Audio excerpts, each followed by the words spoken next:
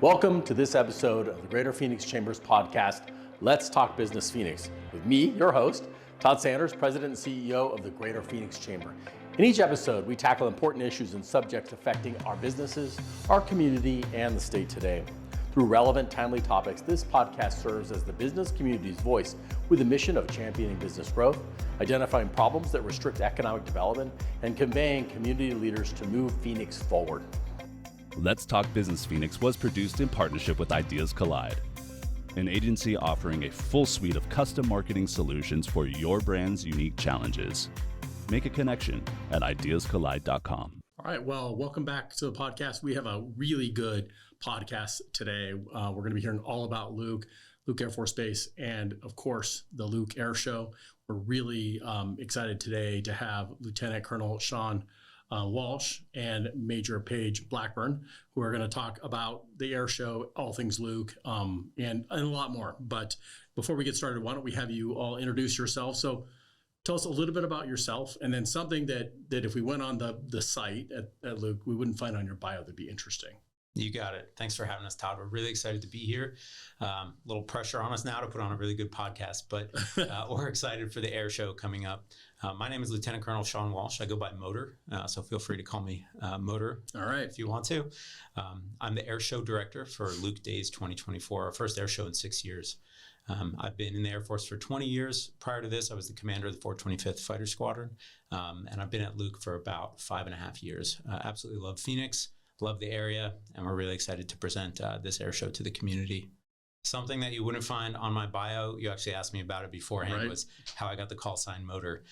It's short for Magnum on the Only Runway, and I actually had a missile fall off my jet on landing in Japan in the year 2007 as a young lieutenant in the Air Force. It was a pretty interesting landing, but that call sign stuck with me since then. So yeah, I'm sure that was an interesting landing, and I guess you told me that there was no ammo inside, so yeah, that's correct. Everybody was okay, but it did stick then, I guess. It did for sure. Yeah. Okay. Well, welcome. We're happy to have you here. Thanks, Motor.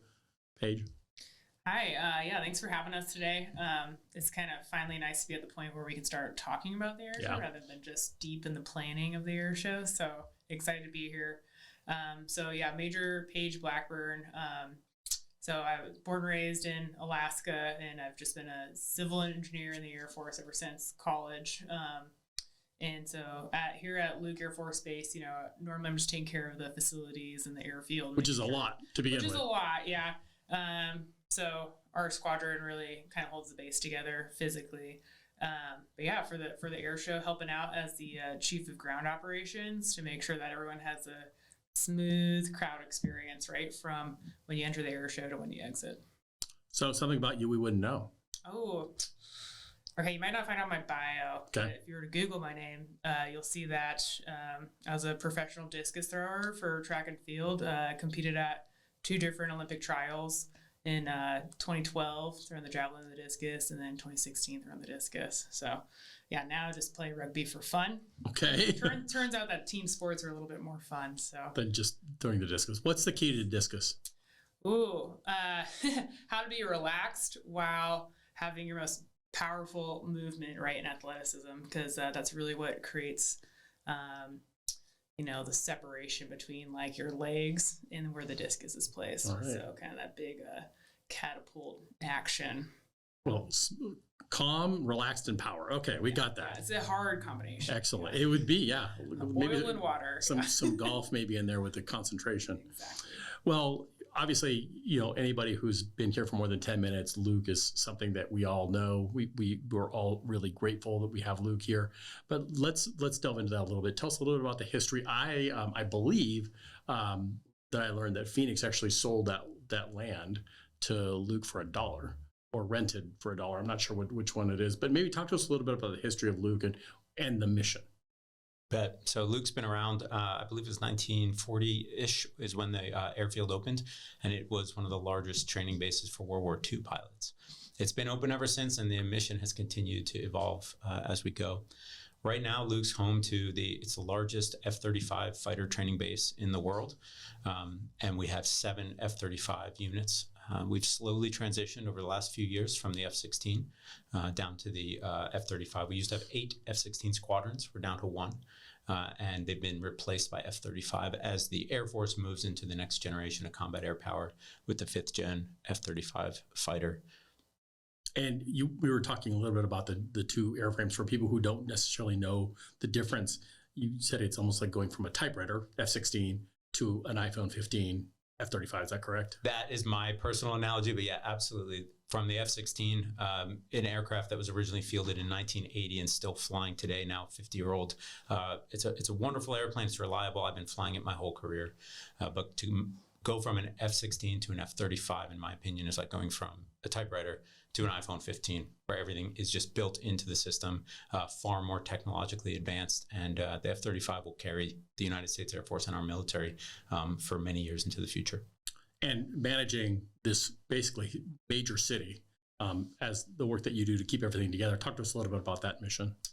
Yeah, so it's kind of interesting as the Air Force and DoD gets more technologically advanced. A lot of times, the more sensitive some of the systems are, and so from my perspective as a civil engineer, we have to have a lot more strict climate control measures and stuff. And I think the city of Phoenix was deemed the hottest city on record this last summer in the country for I think it was the month of July. It's a dry heat. Yes. Right. In terms of, I think we had over 56 consecutive days over 110 this last summer. And so when you're supporting, F-35 simulators that are full motion, pretty strict climate controls. So for us, all that means is that we just need to have more redundancy and resiliency in our systems on base to make sure it's all good to go. Okay. And as far as our position in the rest of the country, and even the world, because we have air forces that send pilots here for training. Is that correct? That is correct. So the F-35 program has about, I believe it's between 12 and 15 partner and other nations that have joined into the program. And so a number of them are based at Luke, and they do their training out of Luke. So we like to say that as Luke goes, so goes the entire F-35 enterprise. I mentioned to you before the podcast, but Luke has more fighter jets on the ramp than the United Kingdom or Germany own. We are a massive air base, and the pilots that we train and the combat-ready airmen that we train for the future will not just carry the U.S. Air Force, but also our partner nations. It's such an incredible figure. I mean, I've been here a long time, very familiar with Luke, but I would have never guessed that we had that kind of impact here. From an economic impact, do we have any numbers on that? We do. There was an economic impact study was done last year. Okay. It's pretty fascinating. A fantastic report. If you like reading reports, it's like 57 pages. I used to work at the legislature, so sadly, yeah. Okay. Well, what they determined was the economic impact of Luke Airforce Base each year is $3.88 billion. And of that, $1.7 billion is in cash going into the community. So pretty huge impact, over 12,000 people employed at Luke. You mentioned it's like a city in and of itself. And hundreds of millions of dollars go out every year in contracts into the community. And we certainly don't take that for granted. Certainly when the BRAC process was happening years ago, I think Phoenix was really all in on making sure that we kept Kier and Luke open. So it's great to hear that there's that kind of impact. And, I think for us, then the goal is how do we support Luke? And we'll get to the air show in a minute, because I think that's a good way for us to get out there and support and really see some awesome planes.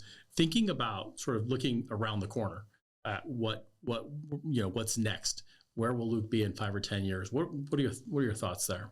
So when we start with our 10, 15-year game plan for Luke, we take the national defense strategy and we look a decade or more out, and we say, what is the reason for us training here at Luke? And so we begin with the end in mind. So the future threat to the country, which is what our national defense strategy is all about. Right. And how can we be prepared for that? So we look 10 years in the future and we say, in order for Luke to train airmen and pilots who are ready to meet the future threat in 10 years, these are the steps we need to take this year.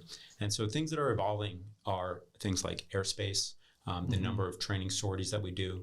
The simulator environment is a huge part of that. When you talk about a future conflict taking place over a large geographic area, it's very hard to simulate and replicate that in the real world.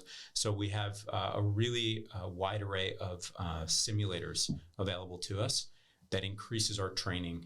Beyond like the Goldwater Range. Exactly. Okay. The Goldwater Range is one of the best ranges in the nation, in my opinion. It's also one of the largest. But when those ranges were built, they were built in the 70s and 80s, and they were built based on fourth generation aircraft needs. And those needs start to evolve into a much larger geographic area. So incorporating simulators a lot more into our program, and then also making the ranges and the airspace as robust as we can to make the training as realistic as we can. At Luke, we're training young pilots who are learning how to fly, but we need to stay just a few years behind where the Combat Air Force is training to, which means we have to be continually evolving. We can't train for the war from 10 years ago, or we won't be ready for the war 10 years from now. So it's really a dynamic process. It is. And in terms of the size of Luke or the scope, do we see that changing, remaining static, given the increased need? So the number of airplanes and the number of sorties flown each year is really driven by the environmental impact study, the EIS. And so that is one of our main constraints that we use for our planning factor. So we won't increase the number of airplanes or the number of sorties beyond the environmental study. But what we're attempting to do is make our training more robust within those constraints. Now it's very, very high number compared to most bases. I believe the total is 182 airplanes on the ramp.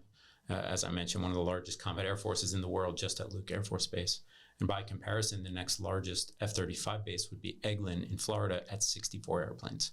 So the training we do at Luke is so vital because we are training 3 times more than the next largest base out there. So I think we have to talk about then the surrounding communities. I know when I was at the legislature, one of the big things we worked on is making sure that there was unencumbered areas around the airfield so that we wouldn't have issues with noise. How do you work with communities around Luke to make sure that there's a good relationship?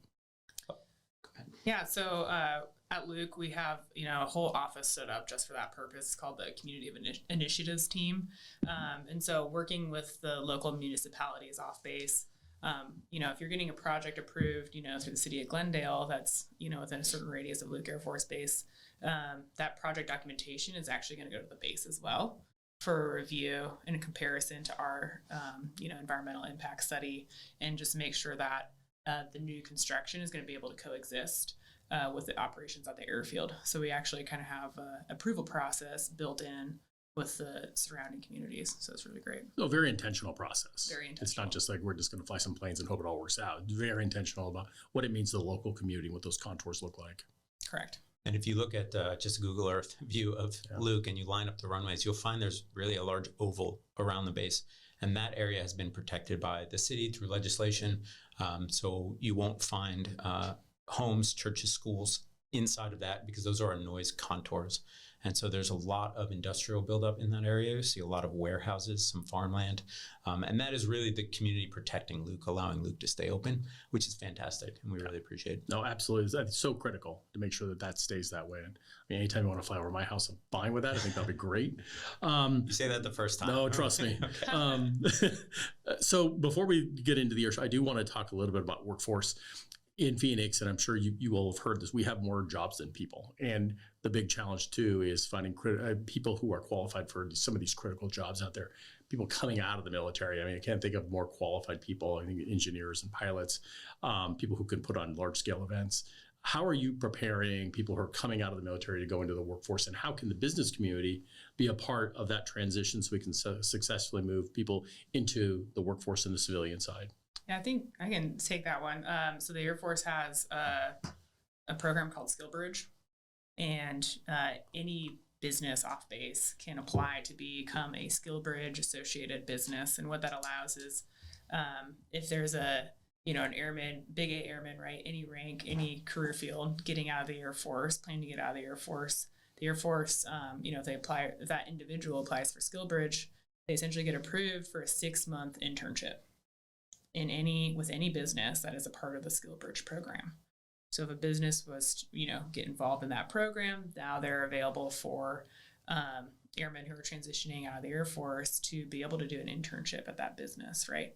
And so something else that's interesting is, to make like you said, the small city, which is, inside the base, we have almost every type of career field as you might have on the civilian industry side. So leading the civil engineering squadron, we have a lot of craftsmen, a lot of tradesmen and women, right, who have those technical vocational skills, who are looking to, okay, I'm a utility guy, for the Air Force. I'm going to transition out. I'm wondering if I can do this on the civilian side, right? And then they can actually intern with a local company.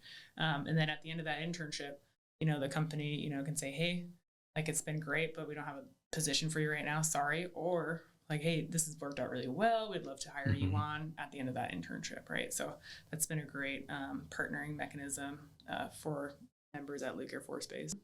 For employers who are listening now, how can they find more information out for SkillBridge? Yeah, I think there's a website. Okay. I know that's kind just of Google SkillBridge. Google Air Force SkillBridge program, and essentially you get in. It'll kind of let you select if you are a interested business, and then you kind of follow the application steps. Well, I hear so much from businesses that are looking for qualified talent and certainly support the military. So I think that could be a really interesting way to do that. And I think one of the challenges that I hear from employers is that, the quote unquote resume that you have in the military doesn't translate well into civilian life, although the skills are there. And I think maybe that would help sort of, not to be a pun here, but to bridge that gap. Yes. So I think that could be really helpful. And Todd, I'll point out that the point of the program is exactly what you just said, but it's no cost to employers. So an employer signs up for the DoD SkillBridge, and it's Department of Defense wide, not just Air Force. Okay. They publish their job on the DoD SkillBridge website, and then anyone in any branch of service can go and apply for that job. The employer is required to put the job training, what they're going to do during that time. It can be for any length of period, from a few weeks to out to 6 months. And so what the employer would get is an employee that is for 6 months paid by the U.S. military. They're not even allowed to pay them. You're not allowed to bonus them. Nothing like that. It is free. And the point is to bridge that gap, like you said, a skill bridge into the civilian world. And so for 6 months, you get an employee, and if they're fantastic, which I expect they will be, you can hire them. And the only requirement is that you as a company are actively hiring, not that you have to hire that person. And so if it doesn't work out, there is no obligation that you have to hire them. But the intent of the program is to find employees. I'm looking for an engineer. Exactly. And I can say we have a position open, have that internship, and I'll have the choice whether or not to keep that person. Correct. But it costs nothing to the business. Well, $0. and so many companies are looking right now. So I really hope that people can look that up. And what we'll do is we'll make sure we put a link on the podcast so that people can find that. I really think that's a great opportunity for both. Yeah, it really is. So let's talk about the air show. One of my favorite things to do is to go to the air show. Maybe talk a little bit about the history and what we can expect this year. Yeah, you bet. So the last time we had an air show was 2018, 6 years without an air show. So COVID, but why the gap between 18 and 20? So we typically do a 2-year interval. And in March of 2020, we had a beautiful air show planned. And then the country shut down a few weeks prior. So we were, I don't know if we were the first. We were one of the first air shows that had to cancel due to COVID in 2020. In 2022, as the country began reopening, we still had a limit of 50 people per gathering and all of that. We were seeking waivers, and it just didn't come through in time. And we were, and this I do know, we were the last air show in the Air Force anyway to cancel because of COVID, because a week after ours, another air show was able to successfully go. So first and last to cancel an air show due to COVID, outside of our control. But it's been 6 years, so we're really excited to bring the air show back to the Valley. I don't know how far back it goes, but I know I was at the 2014 air show, and I was here for the 2006 air show on 2 prior assignments, and it is a fantastic time, when we come out for that event. So how many people were expecting? So interesting, when I kind of got this project early on of like, what's the analysis here? How many people can we like physically bring to the base? Right? And we were shooting for the moon. And as we're doing the analysis, like we were talking about earlier, Luke Airforce Base being next to one of the biggest metropolitan areas in the country is kind of rare for a lot of Air Force bases, right? So, and it's due to those community partnerships that you're talking about, that us being able to coexist together. But part of the limitations is just how many lanes on the streets to physically flow in traffic, right? So we don't have a ton of free space on the base itself to park people on base. And so even in the historical air shows that we've had to park people off base. And based on the flow of the road traffic and the number of shuttles we need, it's going to be a similar attendance to what it has been in the past that we're able to support. And so across the weekend, between Saturday and Sunday, we look at a total of about 250,000 people. And that's an be able to incredible amount of people. So it's almost like the waste management open model where you're shuttling folks from parking lots into the base. Correct. We started with a planning factor of, the highest number we could handle, and that was 300,000 per day.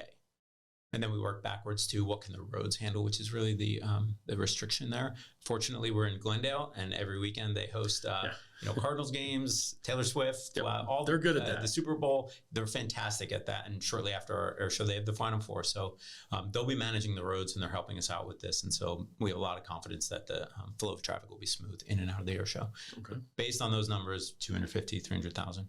That's a huge number. So you all have a big job to do. So on the way to the air show, what can you expect? On the way to the air show, okay. So here, this by the end of this week, we're looking to publish our pre-sales for parking off base. Okay. So you go in there, reserve your parking. It'll give you instructions on where you're going to be able to park, and also give you directions on how to get there based on the road closures. So there's going to be a couple minor road closures, but you're going to kind of have your route pre-established on how to get to your parking. You get to the parking lot. It's going to be off base. And part of your confirmation, we'll kind of have the prohibited items, so you can plan like leave those in your vehicle or at home. So what should we not bring?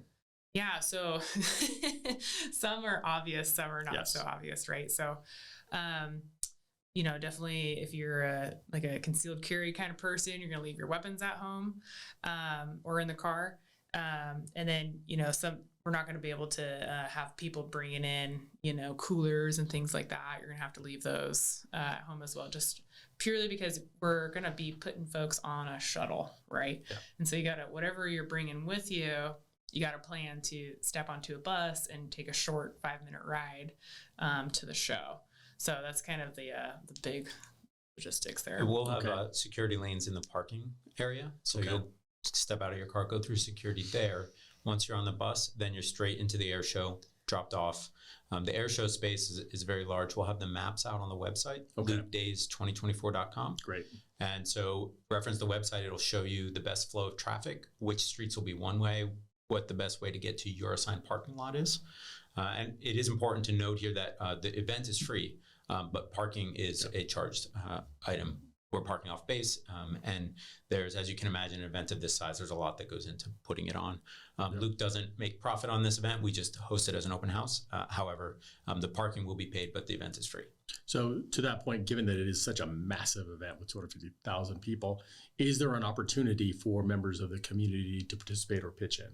So we have sponsors right now. We have 11 sponsors, and the intent of an open house is for public awareness of the Air Force mission and what we do. It is not intended to be a money-making opportunity for the Air Force, so we don't do that. But the sponsorship money, that goes directly to pay for things like AirAx. Certain items we have to pay for with government money. For instance, the U.S. Air Force Thunderbirds, our headlining act, that is paid for with government money. And anything that is a military act will be paid for out of government funds. But there's a number of civilian acts that will be out there as well during the air show, and those can be offset, those costs, through sponsorship, commercial sponsorship. But people, for instance, helping with parking or helping at the door, there's none of that. Or is that an option? There is as well. So volunteers are fantastic, and we have a link on the lukedays2024.com website. Perfect. For volunteer opportunities, and there's a wide range of opportunities that people can volunteer for, and there will be a lot of Luke Airmen out there making this happen as well, but we appreciate all the volunteers. Well, you get to go to a cool air show and also help out. Yeah, absolutely. So, all right, so let's talk about the main event. What can we expect in terms of airplanes or anything that flies that we should be wanting to look at? Yeah, you bet. And so when I took over as the air show director, I kind of thought air show is all about flying, and I quickly learned that flying is the afterthought, and everything that Paige does is actually what's important, the logistics. If you can arrive and depart smoothly from an event, the rest of it is just great. If you've ever asked somebody, hey, did you go to an air show? Have you ever heard somebody say, oh, air shows are dumb? Nobody says that. They're fantastic. They're fun. But the average person probably wouldn't know the difference between the Thunderbirds and the Blue Angels, and they both do a fantastic show. But they're going to remember if they can't get there smoothly, can't depart smoothly. So what Paige is doing is so important for the show to run smoothly. Now, once you arrive, Basically, if it flies in the U.S. Air Force or one of our sister services, it will be at the air show. So an Osprey, for instance. Osprey is on the list. Okay. All right. Now, there's always last minute maintenance, fallout, whatever, but we have scheduled everything in the Air Force inventory, and nearly everything in our sister services is scheduled to be at the air show, including Army, Navy, Coast Guard. We will have them out there to look at in static displays. And some of them will also be participating in flying during the air show. So, for instance, if we see a big cargo airplane, will there be an opportunity maybe to walk in or walk out, or is it just outside? There is a plan right now to have the cargo opened up so you can kind of walk through. It's always blows people's mind when you can walk in and throw a football inside of an airplane.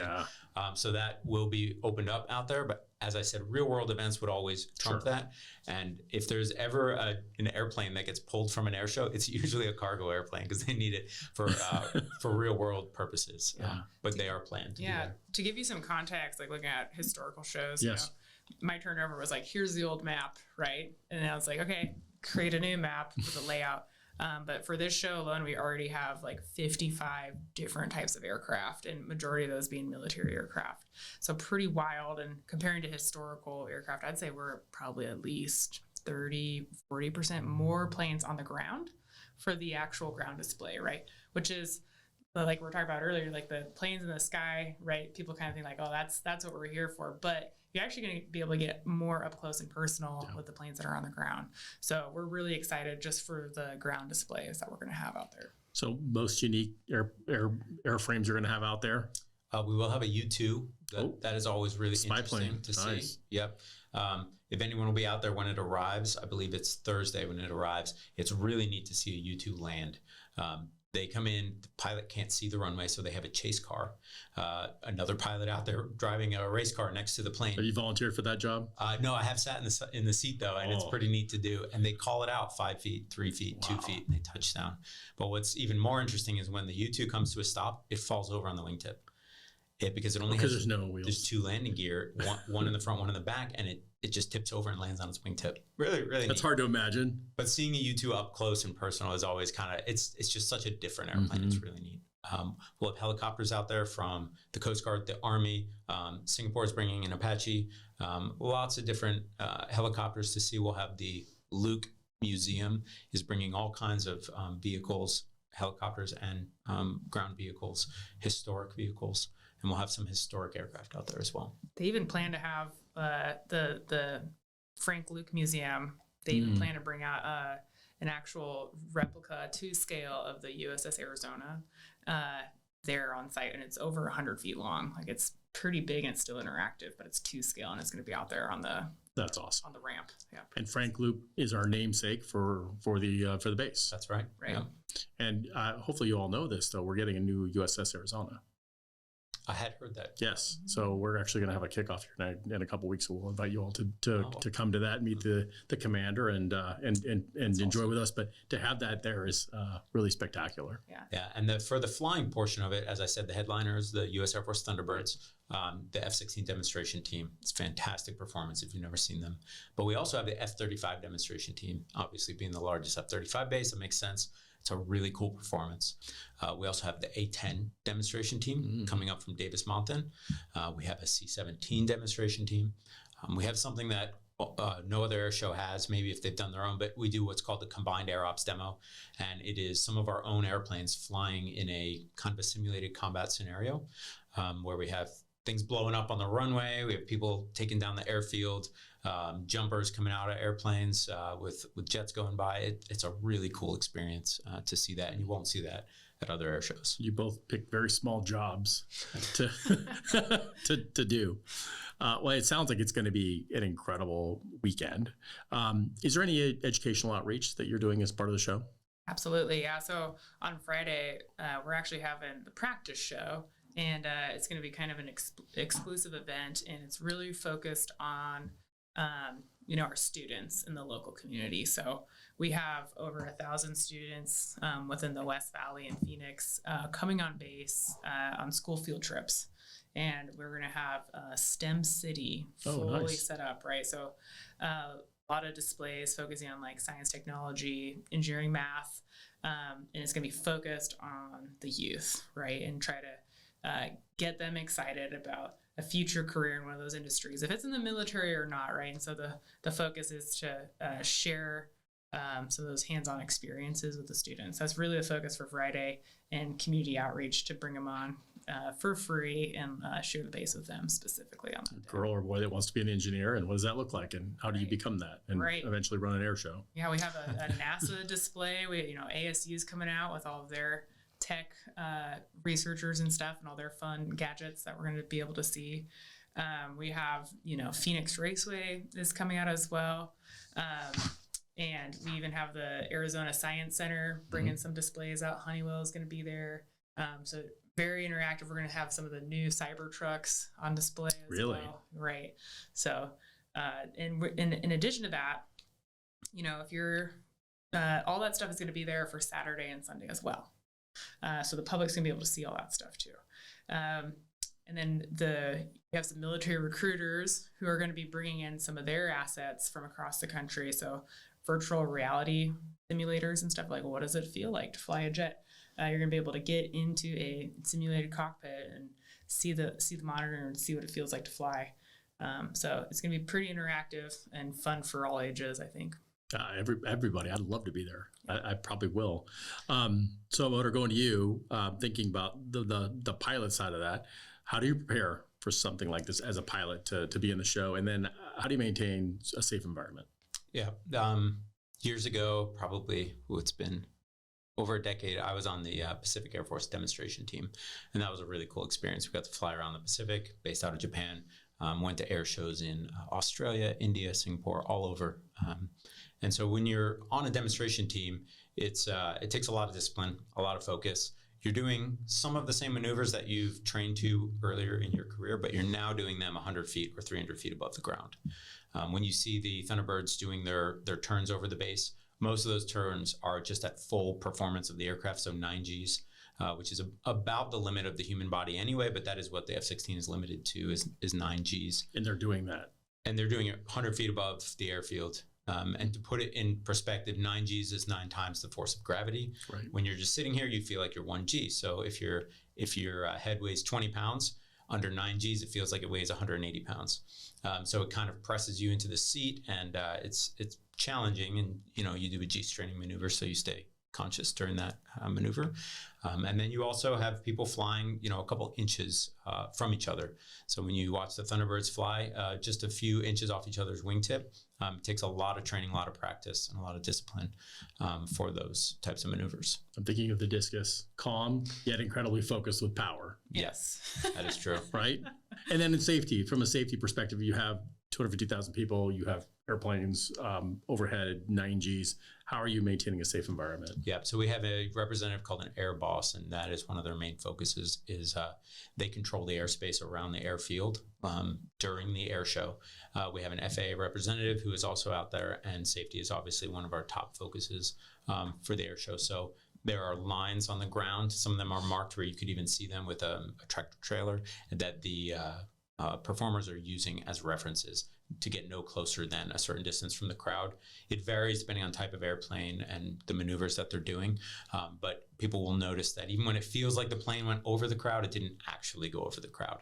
And they'll always stay slightly offset, and they'll always be back a certain distance from the crowd. What's really neat about Luke, because we have 2 runways, it allows our crowd line to go right up to the inside runway. Mm-hmm. That won't actually be used for flying aircraft, but you feel like you're right there on the runway. Yeah. We'll be using the outside runway for takeoffs and landings, but you still get that experience of feeling like you are right on top of the runway. You feel those thrusters. Mm-hmm. That's pretty cool. Right, and then on the ground, we have 3 different emergency staging areas, right, where we have our BUM firefighting trucks that are specific for aircraft, right, and so those are pre-staged out in the area. And then we have a whole medical triage set up, right? And then in addition to that, we just have, kind of the first aid tents out in the crowd for kind of the smaller issues that pop up. But we're ready for the most minor case of someone's feeling dizzy out in the crowd to the worst case scenario. So, and then also kind of interesting from a community partner aspect is, we have an acrobatic box, and it's kind of an imaginary box. It's on the ground on a map, right? But essentially nothing can be inside that box. And that's essentially where all the aerials are happening. And so we sanitize that area and control it from a security standpoint so that there's no traffic or movement within that space on the ground. That includes, we're going to have to actually shut down Northern Avenue, right? And this is historical. We've done this for most air shows in the past. But luckily, this show, we're going to be able to keep Northern Parkway open. We just shifted the acrobatic box a little bit to the south so we can maintain the traffic flow in a positive way, right?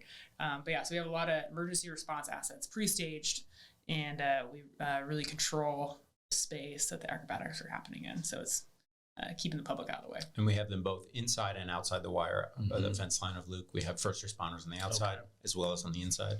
The FAA rule is we have to be able to respond anywhere within the box within 60 seconds. So we pre-positioned people, we have roads shut down, a lot of help from Glendale and the surrounding cities to make that happen. So typical military fashion, triple redundancy, and we're going to feel a lot more thrills than we're actually there. We're going to be a lot more safe than we would imagine. Yes, for sure. So thinking about people who can't come, like my kid who's away at college who would be all over this, or people who just physically maybe can't get there, is there a way for them to experience the air show? We are looking at doing a live Facebook streaming of the air show. It's neat to watch if you've ever watched one, but it's obviously not the same as being there. So we encourage everyone to come on out and experience it, but we will offer through our public affairs a way to watch it on. It will likely be a Facebook Live event that people will be able to watch. Well, I think you're not going to have any problem with people coming out there, especially with it been so long since the last air show. Anything else about Luke or the air show that you think that people should know as they're listening to this podcast? Yeah, I'll add in there. We have a really great concessionaire vendor. They're one of the largest in the nation. They do fantastic air shows all over the nation, and they're going to be running concessions. They also have VIP tickets available, and there's 2 different tiers of VIP tickets. If you just want a front row seat along the show, or if you want a table with chairs and food and all of that, 2 kind of tiers. All that info can be found lukedays2024.com, and then there will be food courts set up all around, but it is a cashless event, as most events are these days. So be prepared for that. But there will be food, there will be merchandise for purchase through the concessionaire. And then there will be VIP available if people want that or want the guaranteed seating. So you can't bring your cooler, but there's plenty of food. The kids are going to be fine. No one's going to go hungry or get. That's right. And there is a kids zone right in the middle of the show. So if you just need to pen them in for a little bit so you can watch, because I have four children myself, and keeping track of them, I would not get to watch any of the show. So there is a kids zone. Yeah, absolutely. And then just big picture, I think Motor can attest this as well, but being stationed at different places around the country and around the world, I've never seen the community outreach and partnership that Luke Airforce Base has. And so kind of to your question, like what's the last thing you want people to know is that we are excited to bring you on base and host you, right? This is one of those rare events that you don't have to know someone in the military to come on base, right? We're opening our doors and we want to share it with you. So come on out. You guys have been great partners to us. Let us host you and let us kind of show you a little bit of what we do. We'd love to have you.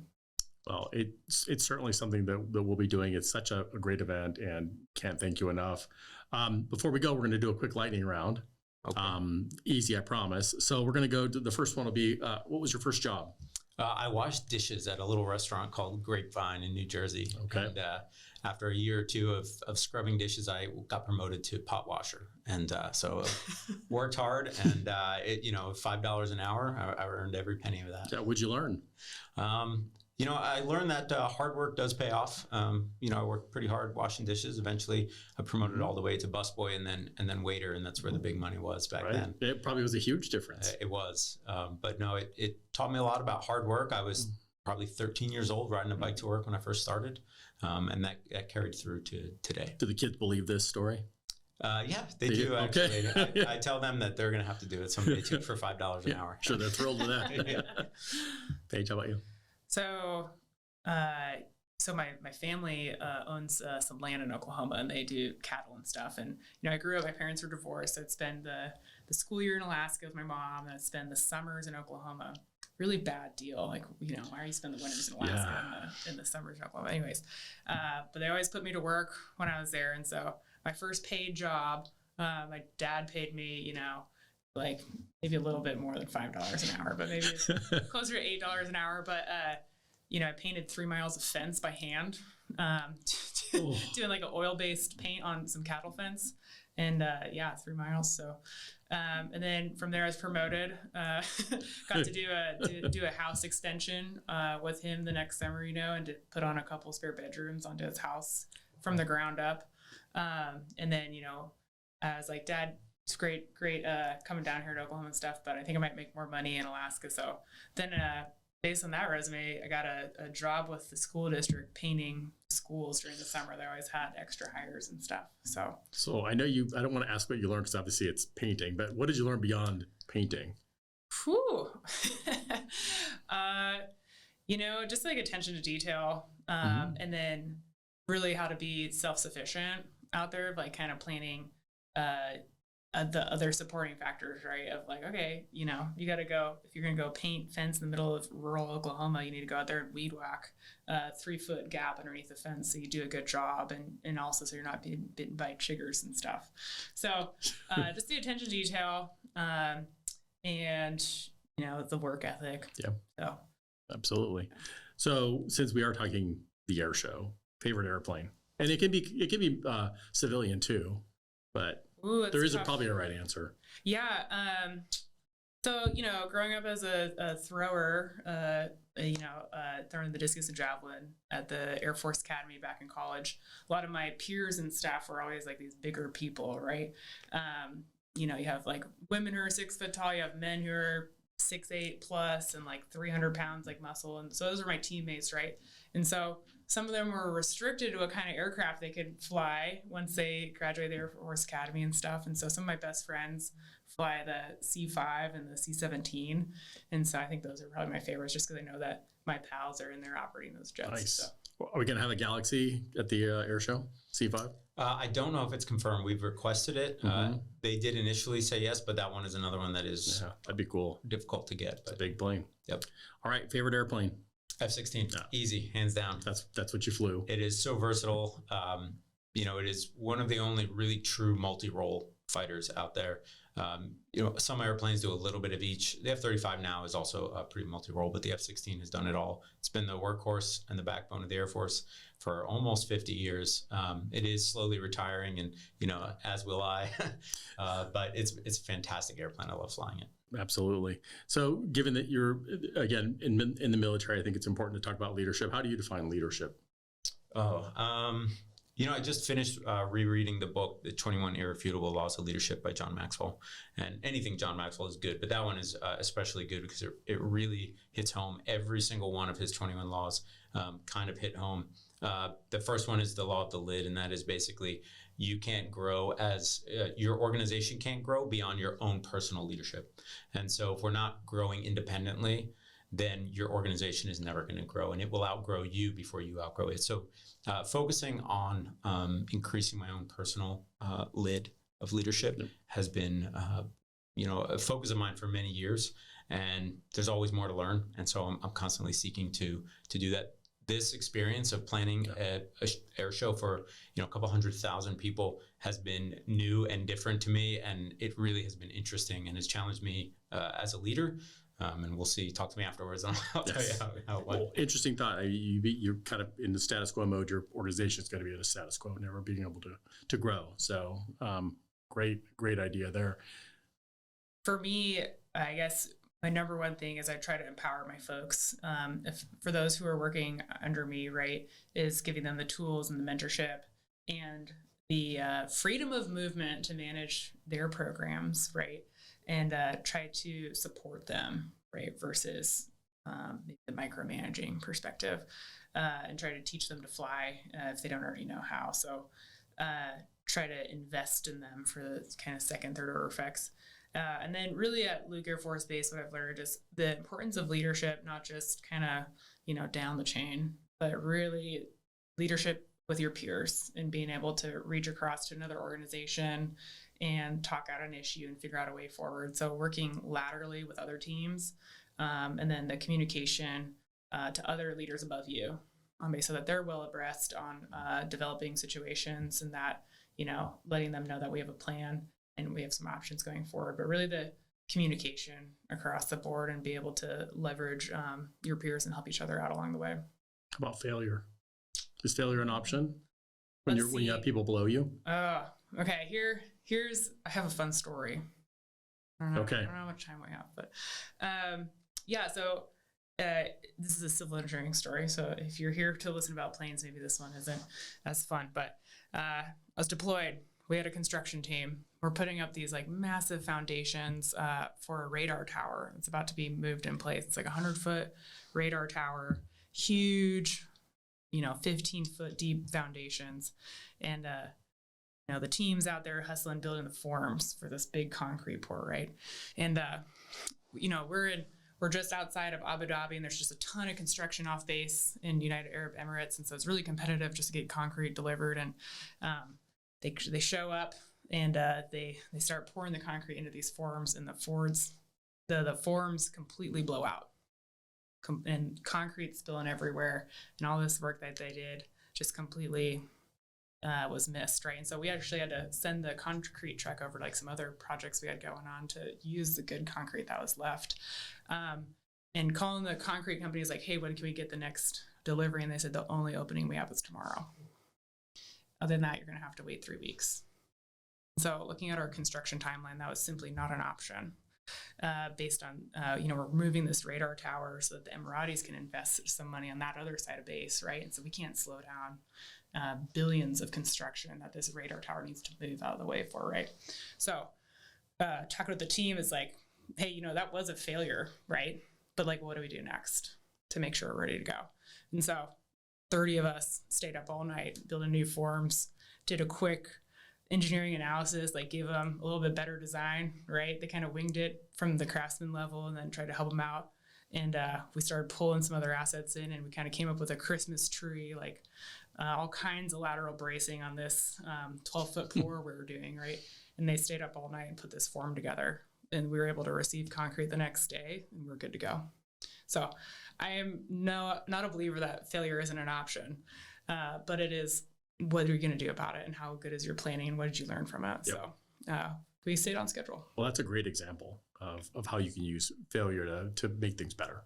Right. As we close out, Motor, you're up on your 20 years of excellence in service to the country. What's next for you? So I'm planning to stay here in Phoenix. Absolutely love it. Great. I've done 2 other assignments in Phoenix, and we kept trying to get back to Phoenix as soon as we could.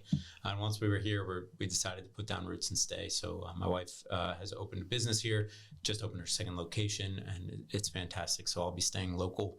I do some real estate on the side, probably some flying for fun, but I'll be here in Phoenix. And I am now a member of the chamber as well. So excited to get involved with everything that you guys do in the community. Well, we're thrilled.